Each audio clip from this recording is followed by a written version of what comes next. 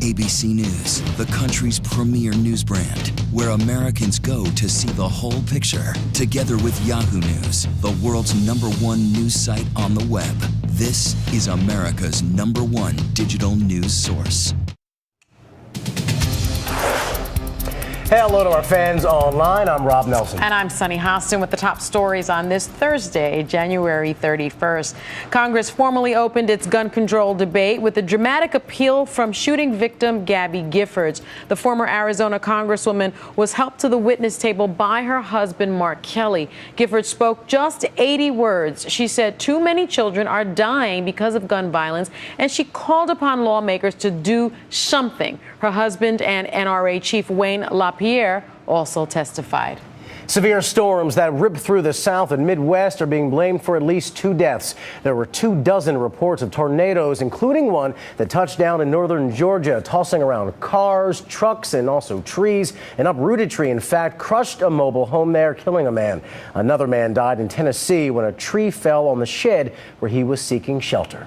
U.S. officials say Israel has launched an airstrike inside Syria. They took out a convoy loaded with anti-aircraft weapons and the warehouse where they were stored. Officials say the trucks were headed to Lebanon, and Israel feared they would end up with Hezbollah, their sworn enemy. So the attack had more to do with Israel's self-defense than with getting involved in Syria's civil war. Massachusetts Governor Deval Patrick has named his former chief of staff, William McCowen, as his state's new U.S. Senator. The seat is now empty, of course, because John Kerry has been officially confirmed as Secretary of State. Cowan will only have the job until a special election is held in June. It is the first time in history there will be 2 African Americans serving in the Senate. The other is Tim Scott from South Carolina. And finally, it's amazing this doesn't happen more often, actually. A cheerleader doing backflips at a Western Illinois basketball game is knocked over by the team's mascot named Rocky. Yes. Now, it could be that Rocky just couldn't see in that bulky dog costume, or maybe he just wasn't paying any attention. He did do some push-ups, though, to atone for his mayhem, and the cheerleader was just fine.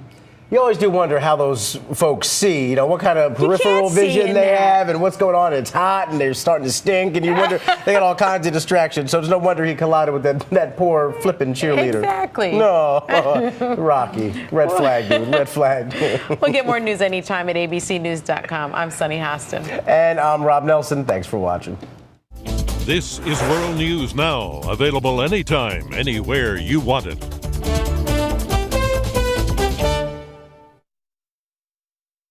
Tonight, they are the breakout star of this year's Super Bowl. Meet Baby Clydesdale. Now, get an exclusive look at what it takes to make the cut, the secret behind the iconic ads. Tonight on World News with Diane Sawyer, and more later on Nightline on ABC.